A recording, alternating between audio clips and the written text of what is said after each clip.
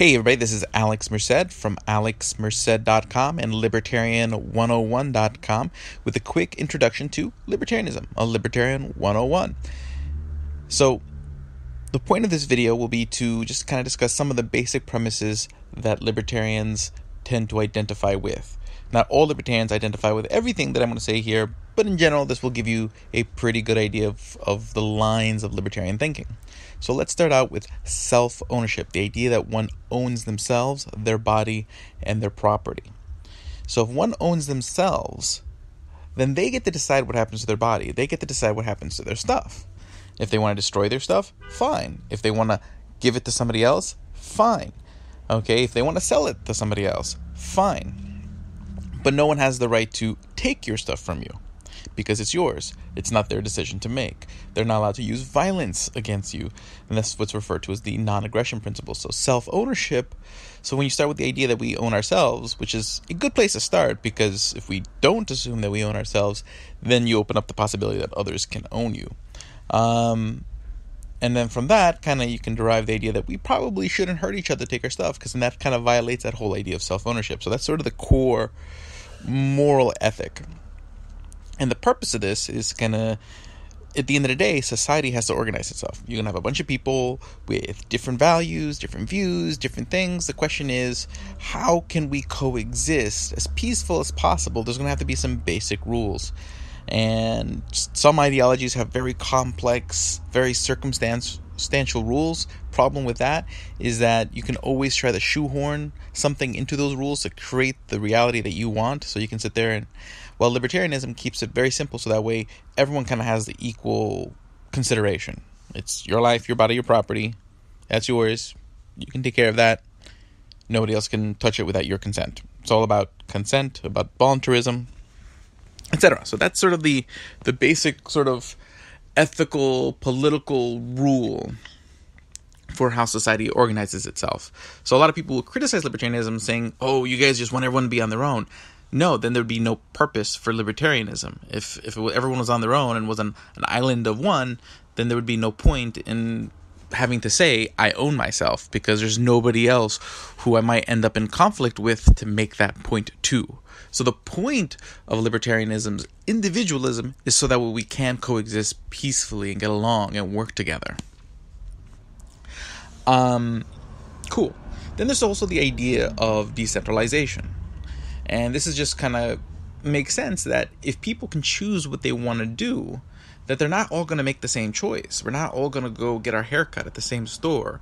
We're not all going to go be part of the same religion. We're not going to be all in the same social groups.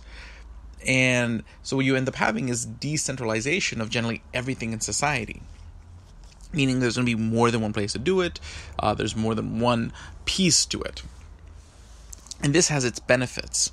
One, it gives people alternatives. So when, let's say you have one actor, let's say your particular barber starts raising their prices, being really, giving really bad haircuts, you're not stuck with that. You can then say, you know what, I'm going to go to another barber. That decentralization gives you options, which actually ends up holding those options accountable, because now your barber is less likely to raise its prices, less likely to give bad haircuts, because they don't want you to choose someone else. So this is the benefits of voluntarism and decentralization in action. Because we can make choices, there's going to be more than one option. But also benefits of decentralization is that you have many different versions of the same thing with slight differences. This allows us to discover what works and what doesn't work quicker. Not just what's the best haircut or what's the best way to run a barbershop, but at the end of the day, every kind of business, every community organization, every nonprofit is a bunch of individuals cooperating. So through that decentralization, consensual process, we're also learning how to cooperate better, because successful business is learning how to take people cooperating, do it, make better use of resources, better get people to work together to create a better enterprise. So over time, we're learning not only how to use resources better, which means there's more resources for more people, but at the same time, you're also helping people learn how to work together better because they're trying different ways to work together. So basically, we're creating knowledge that allows society to organize itself better over time. So libertarianism isn't saying society should organize itself in X way. That's really not what we're saying. Mainly we're saying that what's the best way for society to organize itself? It's not something that may be constant. There may be actually different ways at different points in time, depending on reality, technology, culture, all sorts of different things. But if people are free, they can figure out what's sort of the best right now. But if they're not free, if you just sit there and say, hey, this is what I think is the best, and just impose it on everybody, what happens, even if it doesn't work, there's nothing for you to compare it to, and there's no way you can change it, because there's only one option. And people are very scared to change things when there isn't an alternative ready to go. So just to recap, libertarians believe in self-ownership. They own themselves. So that means people cannot use violence on each other, which results in people being able to make choices about their life. People making choices about their life results in sort of a decentralized everything, meaning more than one option, several different places, which creates knowledge, which creates better use of resources, which also allows us to live happier lives, because people enjoy being able to have control over their life. There is something that gives us a fulfilling sense of life in having that consent. It's part of why we enjoy relationships, or one of the things that makes relationships work.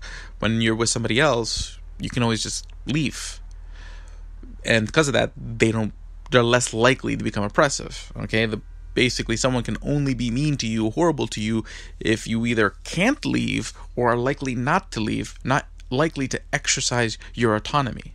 So your autonomy protects you. Your ability to choose protects you, in a sense. So that's why libertarians are so fervent about protecting choice. So that's basically libertarianism in a nutshell. Now, a couple of things just to kind of point out. Generally, when you have a monopolistic way of doing it, which is typically what government does, because government doesn't do the same thing twice, it does it once, and generally says nobody else can do it now that we're doing it, you end up having the opposite of these things. You end up being less efficient because there's no incentive to be efficient. You end up getting less quality because there's no incentive to be quality. And also, at the same time, government tends to attract people who more likely want to abuse power than people who are...